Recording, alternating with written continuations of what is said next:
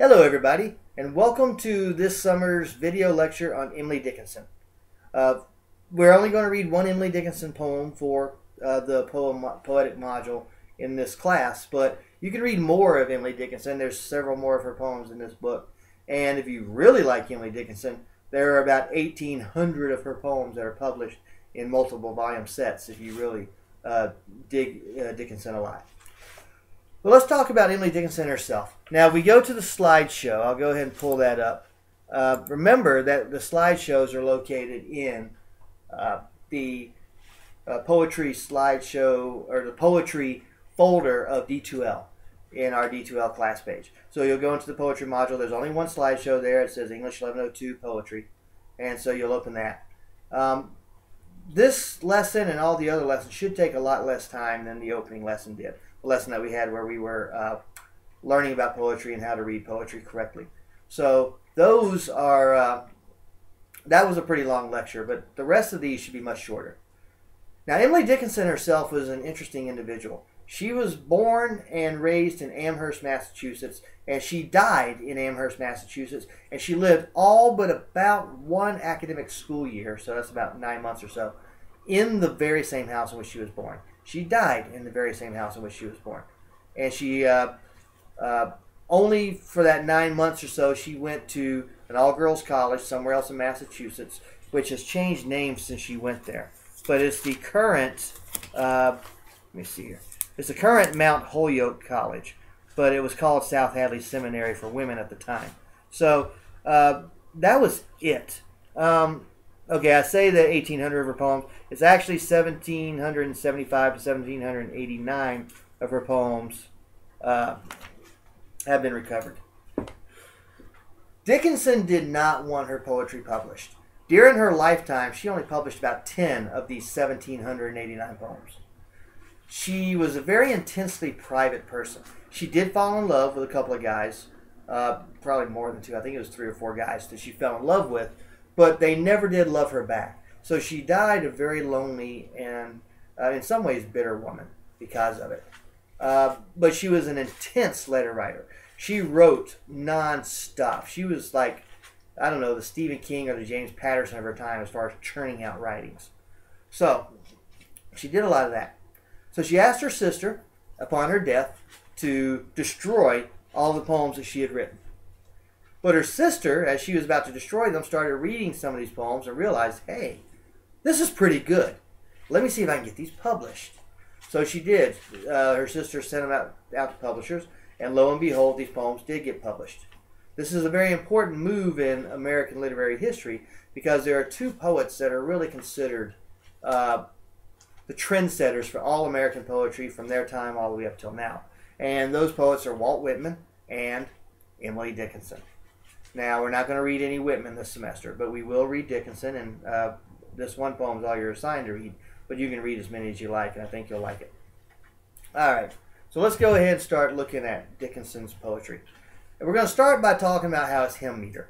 And I'm not going to read this all to you, but notice that you have 4-line stanzas. Now, if you look in our textbook here, the textbook that was assigned to the class, go to page 616. That's where you'll find Because I Could Not Stop for Death, which is the Emily Dickinson poem that's been assigned to you. Notice that it's broken up into 4-line stanzas. And you can count the syllables. They are 8 syllables, and then 6 syllables, 8, and then 6. So what this is called is poetic meter. So a poetic meter is a number of syllables within a line. So iambic means the way that the syllables are stressed. So by iambic, what that means is the first syllable is unstressed, the second syllable is stressed, third syllable unstressed, fourth syllable stressed. So it's broken up into metric feet of 2 syllables each. The first line, or the first syllable unstressed, the second stressed. And then notice the rhyme scheme, and you'll see this if you look at this first stanza. Death and ourselves doesn't necessarily rhyme, but look at lines 2 and 4, me and immortality, those do rhyme.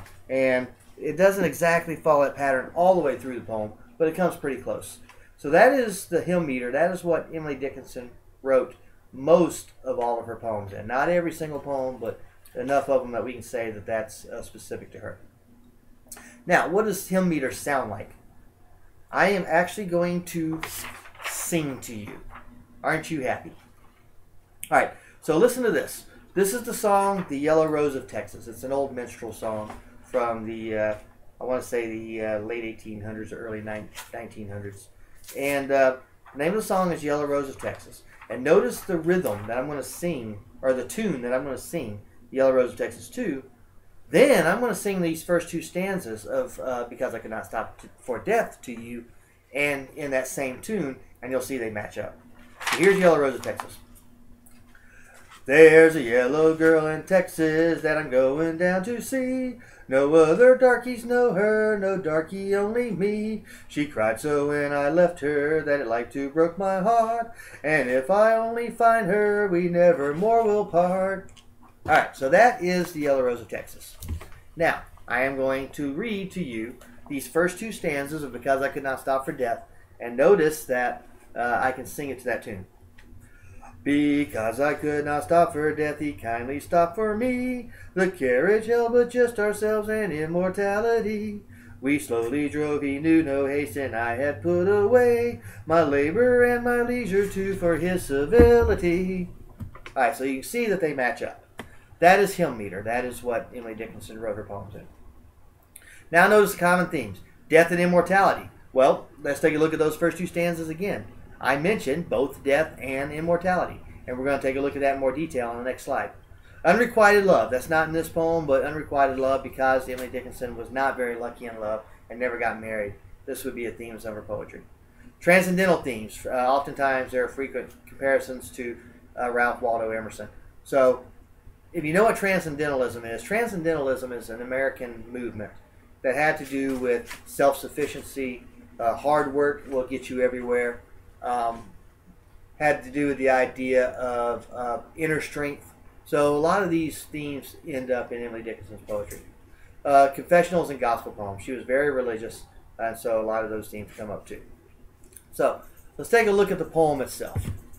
Because I Could Not Stop for Death. And notice the first thing it says is that death and immortality are personified.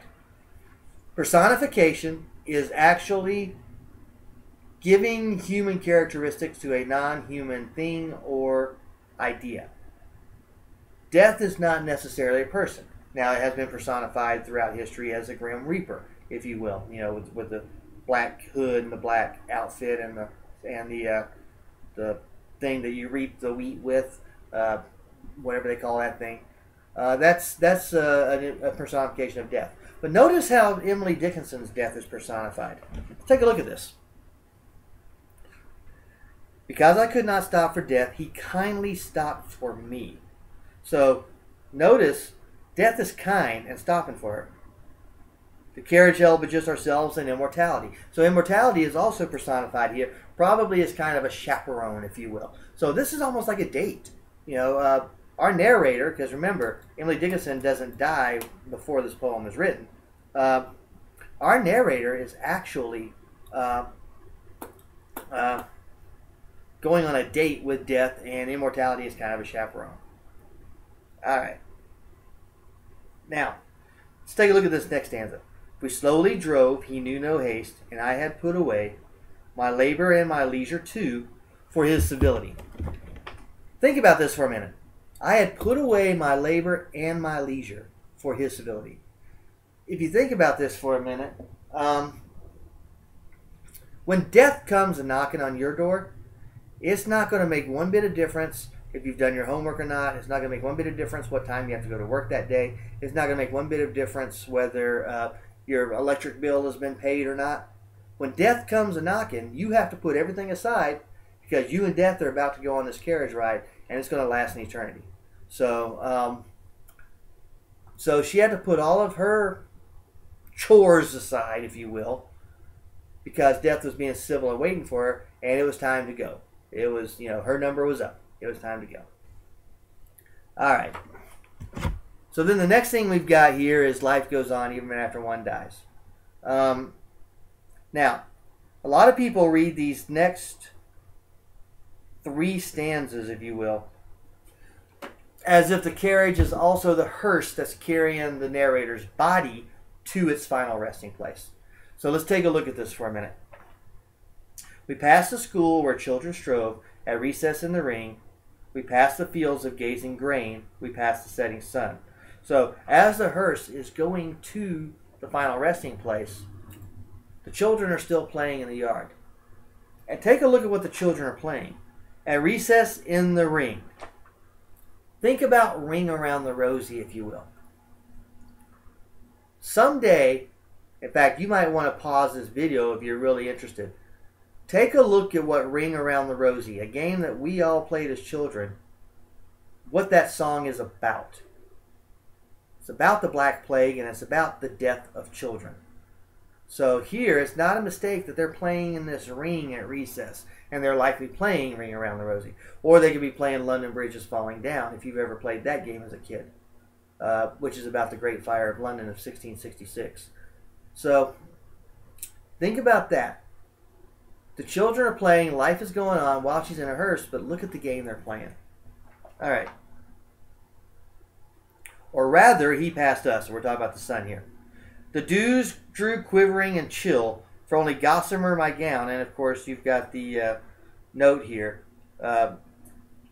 Actually, it doesn't have the actual translation. Gossamer is a very, very thin fabric. My tippet only tulle, so tippet is like a scarf. So here she is, it's very cold, and she's not dressed for the occasion. She's very underdressed. We passed before a house that seemed a swelling of the ground. The roof was scarcely visible, the cornice in the ground. Again, pull out your dictionary and look up cornice. It's actually a part of a house. But what part? So I'm going to make you actually do some work here and look it up.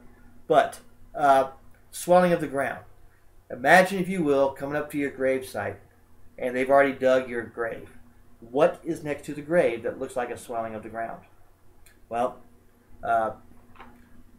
that's your answer to what that means. So, basically she's going to her final resting place. And she's likening it to a house with the roof and the cornice actually in the ground. Alright, then this final stanza. Since then 'tis centuries, and yet feel shorter than the day, when I first surmised the horses' heads were toward eternity. 'Tis centuries, yet feel shorter than the day. If you live for all eternity, if you live all forever, years and years and years, amen,